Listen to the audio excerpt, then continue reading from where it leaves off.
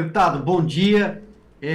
Deputado, será que além de todo esse debate, né, sobre as emendas, e claro, falei agora há pouco que é simbólica a foto, né? Tem 11 ministros do Supremo Tribunal Federal, dois representantes do Executivo, dois representantes do Legislativo.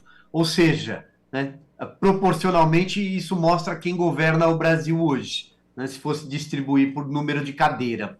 Mas será que o pano de fundo também não é um acordão, um conchavo, já que o gabinete do ministro Alexandre de Moraes foi exposto com essas mensagens da Folha de São Paulo em relação aos juízes auxiliares, ao perito forense, e a temperatura subiu na semana passada, pelo menos? Claro, Navarro, tu está coberto de razão. O que que acontece hoje? O ministro Alexandre de Moraes, ele é um páreo, inclusive, entre seus pares, né? A gente sabe que conversas de bastidores dão conta que os próprios ministros do Supremo estão incomodados com a situação, porque é difícil defender o indefensável, né? E para te defender o indefensável, tu cobra um preço cada vez mais caro. Talvez, Navarro, se não tivesse acontecido essa situação, talvez as emendas impositivas elas teriam terminado. Essa é uma realidade e o governo tomaria de volta o poder de controle sobre o Congresso que existia. Mas como agora, neste momento, parece que o ministro Alexandre de Moraes está muito vulnerável, a gente tem uma situação a gente tem aquela situação de corpo também, né? As pessoas têm que entender que dentro do STF existe uma situação de corpo que se um ministro for empichado, abre espaço para que outros sejam também.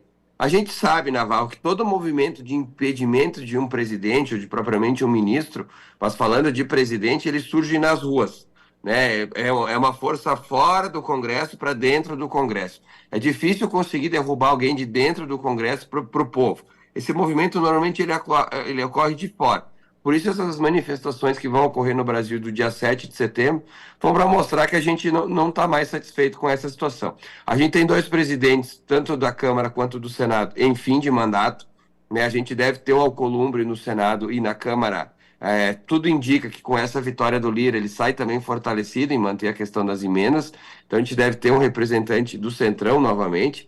Então a gente vai ter sangue novo e a gente vai ver como é que vai reagir. Não é segredo para ninguém que o Pacheco pode aparecer qualquer tipo de crime, de ilicitude, qualquer coisa que ele não vai prosperar com pedido de impedimento, salvo se vier essa força enorme das ruas. O Pacheco já falou, pelo menos disse que não pretende concorrer a mais cargo público nenhum, ele deve saber que não tem mais força para se eleger a basicamente nada, mas a conversa que corre é que pós-presidência do Congresso ele deva virar algum ministro do Lula. Então é um governo meio que ele vai abraçando todo mundo que não presta para debaixo do braço e esse acordão, como tu bem falou, ele chama atenção por mais um absurdo, Navarro, que talvez vocês não tenham abordado aqui. Mas 11 ministros do Supremo falaram que as emendas PIX eram ilegais. 11. Os 11 ministros estavam ontem numa reunião e disseram que, olha, veja bem, conversando a gente decidiu que é legal. Quantas horas depois? 72 horas, talvez, um pouco mais, um pouco menos. O que está escrito na lei, a Constituição, os entendimentos, eles são muito flutuantes, né?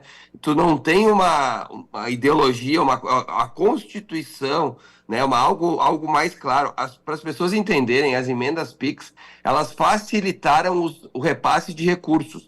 Antigamente, para você comprar, por exemplo, um carro para um bombeiro, tu demorava 2, 3, 4, 5 anos, porque tinha licitação, tinha que passar pela Caixa, a Caixa ficava com um percentual. Não sei se tu sabia isso, doutor Olavo, mas a Caixa, ao distribuir as emendas, ficava com um percentual grande do valor das emendas.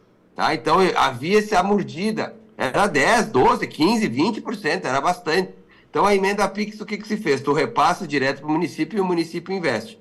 Por óbvio, né, se criou aí, como tem um monte de vagabundo nesse país, tem muita gente que faz rolo, mas daí cabe a polícia investigar e prender quem faz rolo. O problema é que quando o cara faz rolo, que é o parlamentar, cai no Supremo, ele vira moeda de troca para ele não empichar ministro do Supremo. Então é basicamente isso que acontece no Brasil.